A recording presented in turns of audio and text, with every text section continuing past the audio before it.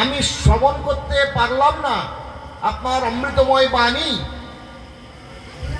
এই যে অভাব, এই যে অপূরণীয় ক্ষতি, এ ক্ষতির তো পূরণ হবে না গুরুদেব। তখন যে ঋষি বালকরা সব গুরুদেবের কাছে এতক্ষণ বসে বসে রাজাকে নাক ছিটকাচ্ছিলেন, খারাপ চোখে দেখছিলেন, তখন তাদের ধ্যান ভাঙলো যে আমরা চলে গেলাম আমাদের কাপড় চোপড় রক্ষা করবার জন্য। রাজা এত বড় রাজা হয়ে কত বড় ত্যাগের পরিচয় দিলেন, আর আমরা তাদের কাছে কি তাহলে? কিছুই না। লজ্জিত হলেন তারা। যাই হোক, সময় খুবই সংক্ষেপ। আমরা জগতে এসেছি, জগৎ থেকে চলে যেতে হবে। পার্মানেন্ট সেটেলমেন্ট নিয়ে কেউ আসেনি, থাকা যাবে না। গচ্ছতি ইতি জগৎ, যেটা চলে যায়। আমার গুরুপাদ পদ্ম 11 বছর বয়সে যার ছবি দেখছেন, তিনি তার গুরুপাদ পদ্মে এসেছিলেন, উপস্থিত হয়েছিলেন বাগবাজার শ্রী গৌড়ীয় মঠে। আর ভারত বহির্ভারতে ভগবানের কথা, গৌর হরির কথা প্রচার করেছেন। হাজার হাজার শিষ্য, সন্ন্যাসী, ব্রহ্মচারী, ত্যাগী, গৃহস্থ তিনি তৈরি করেছেন। 98 বছর 6 মাস বয়সে তিনি নিত্যলীলায় প্রবেশ করেছেন। এর জগৎ ছেড়ে তিনি বিদায় নিয়েছেন। মঠ মন্দির করার উদ্দেশ্য কি, কেন করেছিলেন? পরমার্থ বিদ্যা লাভার্থয়া ছাত্র যন্ত্রতিষ্ঠতি স এব মঠ। পরমার্থ বিদ্যা লাভ করবার জন্য ছাত্রগণ যেখানে এসে গুরুস্থানে উপস্থিত হয়ে গুরুগৃহে থেকে সেই পরমার্থ বিদ্যা লাভ করেন, সেটাই বলা হয় মঠ। আর মন থেকে মন্দ দূরে গেলে তাকে বলা হচ্ছে মন্দির। তিনি খড়গপুর, কেশিয়ারি, পুরী, বেহালা 4টি মঠ প্রতিষ্ঠা করেছেন। এছাড়া তার শিষ্যগণ বিভিন্ন জায়গায় করেছেন, সন্ন্যাসীগণ। তার নিজের প্রতিষ্ঠা এগুলো কেন করেছিলেন?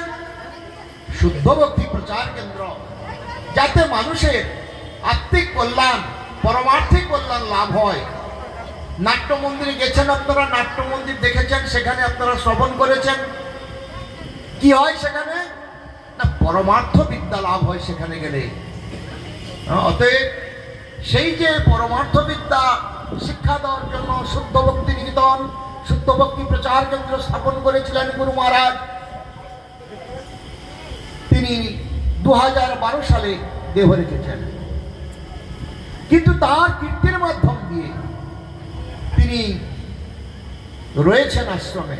তার কীর্তির মাধ্যম দিয়ে তারই প্রতিষ্ঠিত মঠ, তারই প্রতিষ্ঠিত বিগ্রহ, বছরে এত অনুষ্ঠান, ঝুলন, জন্মাষ্টমী, নৃসিংহ চতুর্দশী, দোল পূর্ণিমা, গুরু মহারাজের আবির্ভাব তিরোভাব, তার গুরুদেব প্রভুপাদের আবির্ভাব তিরোভাব, সমস্ত উৎসব পরিপূর্ণ রূপে করা হয়। অনেকে দর্শন করার সৌভাগ্য লাভ করেছেন, অনেকে করেননি। যাবেন, দর্শন করবেন, মহাপ্রসাদ গ্রহণ করবেন, আমন্ত্রণ জানিয়ে গেলাম। যাই হোক, সময় খুবই সংক্ষেপ, আমাদের চলে যেতে হবে, থাকা যাবে না। গৌর সুন্দর মহাপ্রভু আমাদের শিক্ষা দিলেন যে কলির জীব হরিনাম ছাড়া কোনো গতি নাই। হরের নাম ও হরের নাম ও হরের নাম ঐব কেবলম কলৌ নাস্তেব নাস্তেব নাস্তেব গতির অন্যথা। অন্যান্য যুগে ধ্যান ধারণা তপস্যা বিভিন্ন রকম থাকলেও কলিহত জীবের জন্য মহাপ্রভু এই হরিনাম ব্যবস্থা করলেন। আজকে সেই হরিনাম মাহাত্ম্য প্রচার করবার জন্য বাবুলাল বাবু এখানে ব্যবস্থা করেছেন। যাই হোক, মহাপ্রভুর যে শিক্ষা, আচরিত ধর্ম প্রচার করে গেছেন, সেই আদর্শে আদর্শিত হয়ে আমার গুরু মহারাজ প্রভুপাদ ভক্তি সিদ্ধান্ত সরস্বতী ঠাকুর, যিনি গৌড়ীয় মঠ প্রতিষ্ঠা করেছিলেন, আজ সারা ভারতে, সারা পৃথিবীতে যত গৌড়ীয় মঠ দর্শন করছেন, শুনছেন কানে, সবই প্রভুপাদ ভক্তি সিদ্ধান্ত সরস্বতী স্বামী ঠাকুরের। মাত্র ছিল 64 খানা, 1937 সালে তিনি একা করেছিলেন 64খানা। তারপরে তার শিষ্যগণ, তার প্রশিষ্যগণ, তার শিষ্যগণ অনেক করেছেন ভারতে বহির্ভারতে। যাই হোক, আজও পর্যন্ত চলছে সেই লীলা।